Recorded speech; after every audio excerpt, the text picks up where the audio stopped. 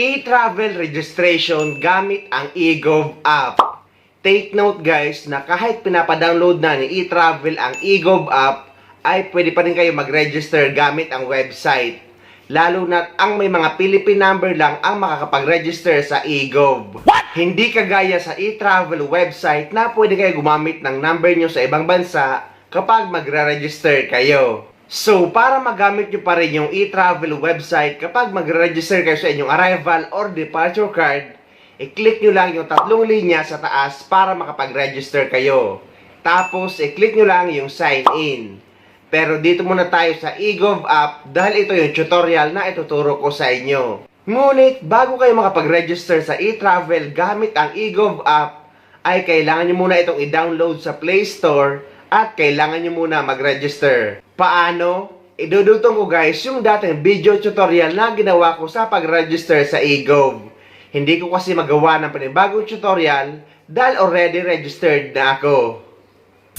So para makapag-download kayo ng eGov app na ito, ay pumunta kayo sa Play Store. I-type nyo ang eGov Super App at ito ang lalabas. Then i-install nyo lang. Then after nyo makapag-download ay ito ang lalabas. Kailangan nyo mag-sign up dito at kailangan nyo din ng Philippine number. Then click sign up. Ilalagay mo ngayon ang iyong mobile number at i-click mo yang yes I agree. Then click next. After nyo malagay ang OTP ay ito na ang lalabas. Then ilalagay mo na ngayon ang iyong mobile PIN or ang MPIN.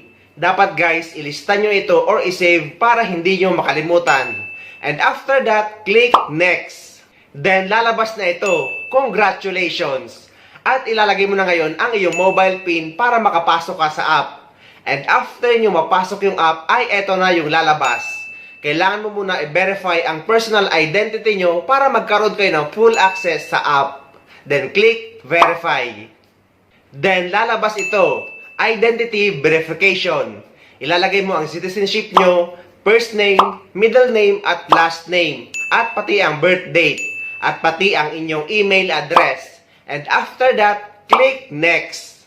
Then lalabas ito, verify your email address. I-click mo lang yan, continue. Pero mamaya guys, ay puntahan mo yan sa iyong email address dahil kailangan mo i-click yung verify para ma-fully verified na ang inyong email address. Pero guys, kapag wala sa inbox yung email, ay puntahan nyo sa spam email. At i-click nyo muna yung save para mapunta siya sa inbox bago nyo makiklik yung verify. So magpatuloy na tayo dito sa take selfie. At i-click mo lang yang sa baba. At ang sabi dito ay i-move nyo lang daw yung head nyo papunta sa right. So, i-move nyo papunta sa right kagaya nito. And ang sabi dito ay i-move nyo yung head nyo papunta sa left. So, i-move nyo lang gaya nito. Hindi kagaya guys ng sa Indiano na ganyan. Hindi ganon. Dahil isinubukan ko guys ay nahilo lang ako. At ang sabi dito sa last part ay blink your eyes. And after that ay lalabas ito. Pwede nyo i-retake yung photo or i-click yung yes, I'm happy para makapag-proceed. So, kapag okay na, i-click nyo yung yes, I'm happy. And after nyo maklik yung yes, I'm happy, ay eto na yung lalabas. Congratulations! At lalabas na ito ang account QR code mo. So, ngayong meron na kayong eGov app at nakapag-register na kayo, at para makapag-register na kayo sa inyong e-travel, ay i-click nyo lang yung travel. At lalabas ito. I-skip nyo lang yan, scan passport. Pero kung gusto nyo guys, ay pwede nyo din yan gawin. Pero sa ngayon, ay skip nyo lang yan. At lalabas ito. Dito na kayo sa onboarding personal information. Nga pala guys, sa mga hirap makapag-register sa eGov app, lalo na yung mga walang Philippine number, dahil mga Philippine number lang ang tinatanggap sa eGov app. At lalo na yung magta-travel na permanent residency sa ibang bansa or mga foreigner. Kung hirap kayo sa eGov app, ay yung e-travel website na lang ang gamitin nyo dahil pwede pa rin doon mag-register. So, kagaya ng naipakita ko sa inyo kanina, ay i-click nyo lang yung tatlong linya sa gilid or sa taas at doon kayo mag-register. I-click nyo lang yung sign in. Marami kasi nagsasabi na after nila mag-download at mag-register sa eGov, ay kailangan ng verification or ng approval. So, kung flight nyo na, ay doon na lang kayo mag-register sa e-travel website. Meron akong video tutorial na ilalagay ko sa description ng video na ito para hindi kayo magkamali at para may guide kayo. So dito guys, kung gamit nyo ay eGovApp sa pagre-register, ay mapapansin nyo na nandito na kayo or na fill out na ang personal information nyo hanggang dito sa mobile number. At dito na kayo magsisimula sa citizenship. At of course ay Pilipino tayo. At ilalagay nyo na ngayon ang inyong country of birth. At tayong mga OFW ay of course ay Philippines. At ilalagay nyo na ngayon ang inyong passport number at ang inyong occupation. Mamili lang kayo guys kung ano ang related sa occupation nyo. Huwag kayong masyadong ma-stress dyan. At dito naman na are you an OFW? Click yes kung isa kang OFW at click no naman kung hindi. At dito naman sa OFW classification, click land-based kung isa kang land-based OFW. Click sea-based naman kung isa kang seaman o nagtatrabaho sa barko. And after that, click next. At lalabas ito, permanent country of residence. At dahil nga dito ka sa eGovApp nag-register, ay automatic nang nakalagay yan dyan. So, i-click nyo lang yang next. Andito na agad tayo sa onboarding summary. I-double check nyo lang at kapag okay naman, i-scroll nyo, i-click nyo lang yang submit. At lalabas ito, your profile is complete. Parang gumawa ka lang din ng panibagong account. Dahil kapag nag-login ka sa eGovApp at kapag pumunta ka sa travel, kung mag-register ka sa inyong e-travel arrival or departure card, ay automatic na ito naka-login. So, dito na tayo sa travel registration.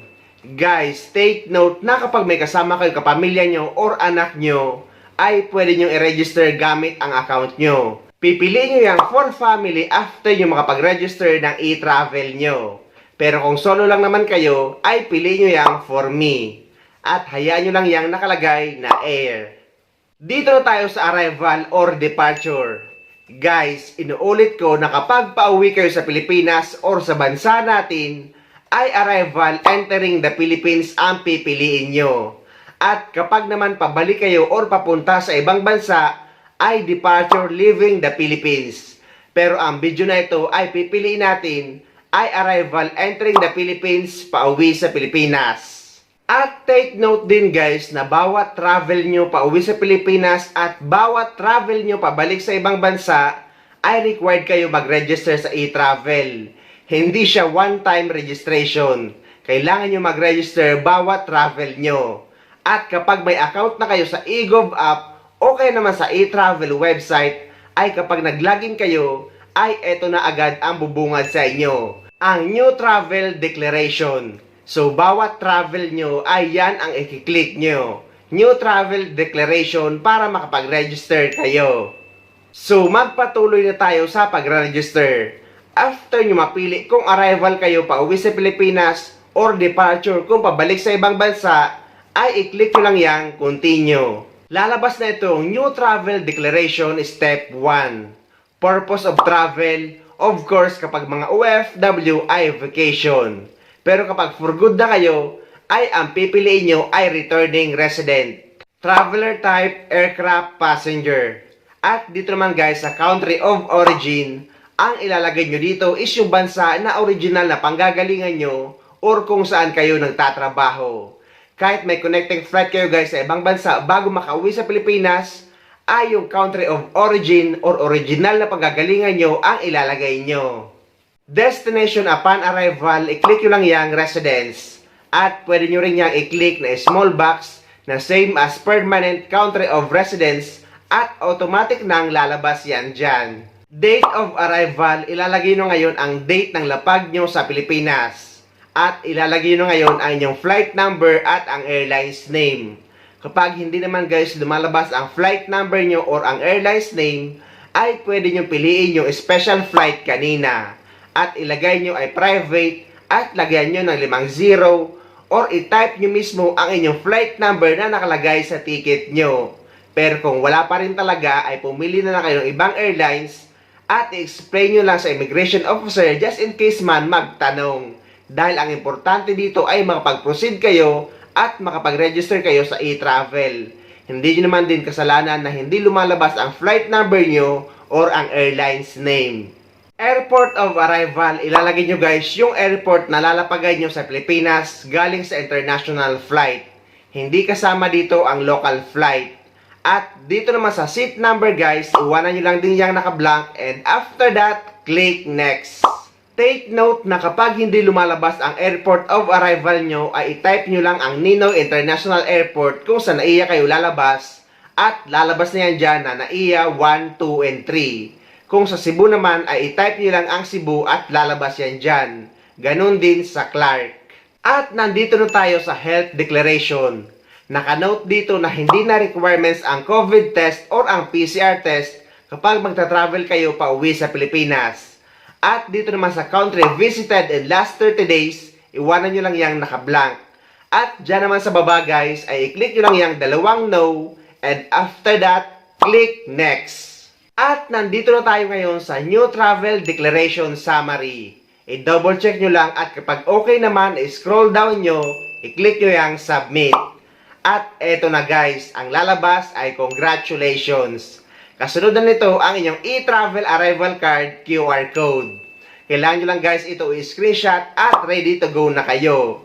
At hindi naman nga ito madalas na hinahanap sa immigration dahil nakikita na sa immigration system kung may registration kayo or wala. Pero at least guys ay may dala kayong screenshot dahil minsan ay hinahanap ito. Dito naman guys sa baggage and currency declaration dahil makikita nyo yan dyan at pwede nyo siyang i-fill out after nyo makapag-register sa e-travel. Hindi kagaya noon na hiwalay pa ito. Pero huwag kayong mag-alala guys, lalo na't ang iba ay nag-aalala dahil nakita nila na may gold na nakalagay at cellphone or mga mobile.